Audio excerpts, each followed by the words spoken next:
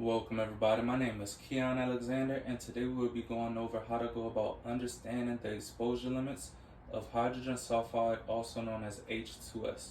So let's get into it. What is H2S? Hydrogen sulfide, also known as H2S, is a colorless, highly flammable gas with a strong odor similar to the same smell of rotten eggs.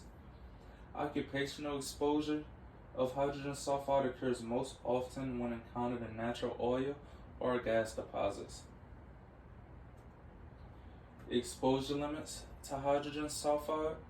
So OSHA's former limits was 20 parts per million short-term exposure limit under a maximum 10-minute period with a 50 parts per million ceiling limit. It is now 10 parts per million as an 8-hour time-weighted average and 15 parts per million as a short-term exposure limit. The HCGIH limits are consistent and the same as those above from OSHA. So the NIOSH has a recommended exposure limit for hydrogen sulfide, and this is 10 parts per million with a 10-minute ceiling. Let's go over the entry routes for hydrogen sulfide.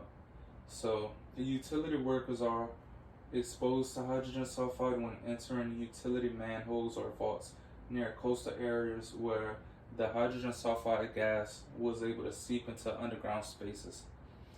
The reason for this is H2S is heavier than the air we breathe, so it sits low to the ground and deposits into those lower areas. So how do we go about preventing exposure to H2S? You should test the area for the presence of hydrogen sulfide with a gas meter before you go into the area of question.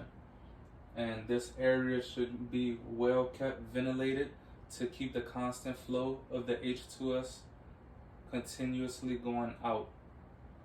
And you should only enter this area for work with the proper PPE, such as a respirator, whenever you are going to be working in this area. So the health effects of hydrogen sulfide. The health effects of H2S depends on the amount and time range exposed to this gas. It could range varying from headaches, itchy eyes, convulsions in the body, unconsciousness, and even lead to death if exposed to it for an extended period of time. The references that I used for this presentation is the United States National Library of Medicine and Toxicology Data Network, and also the CDC, the Centers for Disease Control. Thank you everybody, and